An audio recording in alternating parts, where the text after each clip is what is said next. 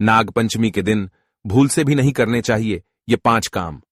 भविष्य पुराण के अनुसार सावन मास की शुक्ल पक्ष की पंचमी तिथि को नाग पंचमी का त्योहार मनाया जाता है। पंचमी तिथि नागों को अत्यंत प्रिय है और उन्हें आनंद देने वाली है। इस दिन नागलोक में विशिष्ट उत्सव होता है।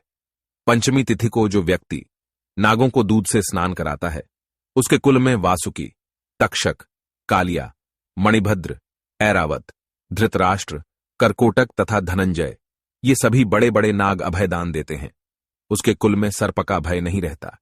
एक बार माता के शाप से नागलोक जलने लग गए थे, इसीलिए उस दाह की व्यथा को दूर करने के लिए पंचमी को गाय के दूध से नागों को आज भी लोग स्नान कराते हैं। इससे सर्प भय नहीं रहता। हिंदू धर्म में नागों की पूजा के इस पावन पर्व का बहुत महत्व है। इस दिन भगवान शिव के आभूषण नागराज वासुकी की उपासना की जाती है। धार्मिक शास्त्रों के अनुसार नागों की पूजा करने से आध्यात्मिक शक्ति, अपार धन और मनोवांछित फल की प्राप्ति हो सकती है। इस बार नाग पंचमी का त्योहार 21 अगस्त सोमवार को मनाया जाएगा। इस पावन पर्व पर महिलाएं नाग देवता की पूजा करती हैं और सांपों को दूध अर्पित करती हैं।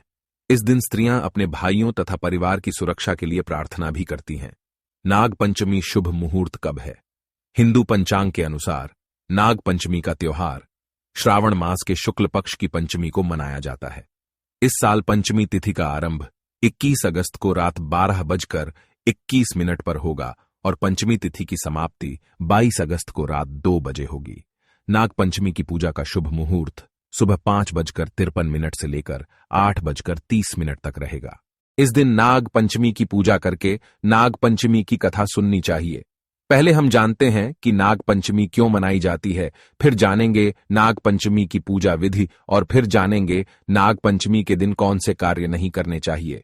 दोस्तों, भविष्य पुराण के अनुसार मनुष्य को नाग पंचमी के दिन इन कार्यों को भूल से भी नहीं करना चाहिए, अन्यथा घर से धन धान्य का नाश होता है, जीवन में सर्पों का भय सताता है और अनेक कष्टों को भोगना पड़ता है। तो चलिए सबसे पहले आपको बताते हैं पंचमी का दिन ही नागों को क्यों प्रिय है और इस दिन ऐसा क्या हुआ था। भविष्य पुराण के अनुसार एक बार राक्षसों और देवताओं ने मिलकर समुद्र का मंथन किया। उस समय समुद्र से अतिशय सफेद रंग का उच्चय श्रवा नाम का एक घोड़ा निकला। उस घोड़े को देखकर समस्त नागों की माता कद्रु ने अपनी सौतन विनता से कहा, हे विनता, देखो यह घोड़ा तो सफेद रंग का है, किंतु इसकी पूंछ काले रंग की दिखाई पड़ती है। गरुड़ की माता विनता ने कहा, नहीं देवी कद्रु, यह अश्व तो पूर्ण सफेद रंग का है, इस पर कहीं पर भी काले बाल नहीं है। यह सुनकर नाग माता कद्रु ने कहा, तुम मेरे साथ शर्त करो कि यदि मैं इस घोड़े के बालों को काले रंग का दिखा दूंगी तो तुम मेरी दासी हो जाओगी, और यदि मैं नहीं दिखा सकी तो मैं तुम्हारी दासी हो जाऊंगी। फिर देवी विनता ने उस शर्त को स्वीकार कर लिया। दोनों क्रोध करती हुई अपने अपने स्थान को चली गई। फिर कद्रु ने अपने सभी पुत्र नागों को बुला लिया और उन्हें सारी बात बता दी और कहा, हे नागों, तुम सभी सूक्ष्म रूप धारण करके उस घोड़े की पूंछ के बालों में लिपट जाओ, जिससे उसकी पूंछ काले रंग की दिखाई पड़े, ताकि मैं मेरी सौत विनता को अपनी दासी बना सकूं। अपनी माता के ऐसे वचन सुनकर नागों ने कहा, हे मां, यह तो छल है। माता विनता ने हमारे साथ कभी बुरा नहीं किया और छल से जीतना अधर्म होता है। चाहे तुम्हारी जीत हो या हार हो, हम इस अधर्म में तुम्हारा साथ नहीं देंगे। अपने पुत्रों का यह वचन सुनकर माता कद्रु बहुत क्रोधित हो गई और कहा, तुम लोग मेरी आज्ञा नहीं मानते हो, इसीलिए मैं तुम्हें श्राप देती हूं कि तुम महाभयंकर यज्ञ में जलकर भस्म हो जाओ। इतना कहकर कद्रु चुप हो गई। माता का श्राप सुनकर सभी नाग भयभीत हो गए। फिर वे नागराज वासुकी को साथ में लेकर ब्रह्मा जी के पास पहुंचे और ब्रह्मा जी को अपना वृतांत सुना दिया। फिर ब्रह्मदेव ने कहा, हे वासुकी, तुम चिंता मत करो, मेरी बात सुनो। यायावर वंश में एक बहुत बड़ा तपस्वी जन्म लेगा, उसका नाम जरत्कारु होगा। तुम अपनी बहन मनसा का विवाह उस ऋषि के साथ कर देना और दोनों से आस्तिक नाम का पुत्र होगा जो संसार में कीर्ति प्राप्त करेगा। वह द्वापर युग के अंत में होने वाले जन्मजेय नामक यज्ञ से तुम्हारी रक्षा करेगा। ब्रह्मा जी के इस वचन को सुनकर सभी नाग प्रसन्न हुए और उन्हें प्रणाम करके अपने लोक में चले गए। ब्रह्मा जी ने पंचमी के दिन ही नागों को यह वरदान दिया था और आस्तिक मुनि ने पंचमी के दिन ही जन्मजेय यज्ञ से नागों की रक्षा की थी। इसीलिए पंचमी की तिथि नागों को अत्यंत प्रिय है। इस पंचमी के दिन नागों की पूजा करके यह प्रार्थना करनी चाहिए कि जो नाग पृथ्वी में, आकाश में, स्वर्ग में, सूर्य की किरणों में, सरोवरों में, वापी, कूप, तालाब आदि में रहते हैं, वे सब हम पर प्रसन्न हों, हम उनको बार बार नमस्कार करते हैं। सर्वे नागाः प्रियंताम में ये केचित पृथ्वी तले, ये चहेली मरीचिस्था, ये अंतरे दिव्य संस्थिता, ये नदीषु महानागा, ये सरस्वती गामिनः, ये च वापी तड़ागेषु तेषु सर्वेषु वै नमः। आइए अब जानते हैं नाग पंचमी की पूजन विधि।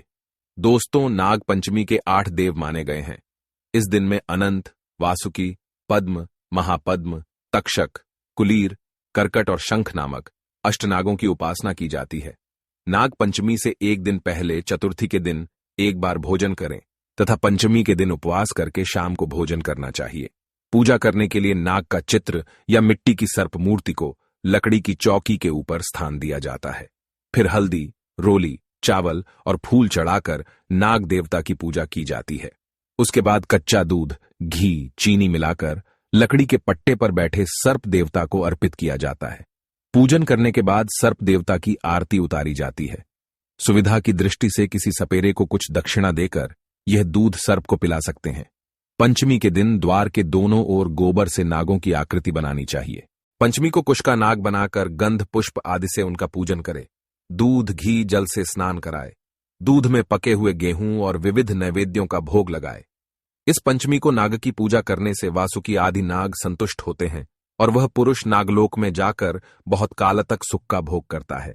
इस प्रकार नियमानुसार जो पंचमी को नागों का पूजन करता है वह शारीरिक और मानसिक कष्टों से मुक्त होता है, उसे धन धान्य की प्राप्ति होती है और मृत्यु के पश्चात वह श्रेष्ठ विमान में बैठकर नागलोक को जाता है। पंचमी तिथि को नागों का पूजन करके इस मंत्र का उच्चारण करना चाहिए। ओम कुरुकुल्य फट स्वाहा। इस मंत्र के उच्चारण से जीवन से सर्पों का भय समाप्त होता है।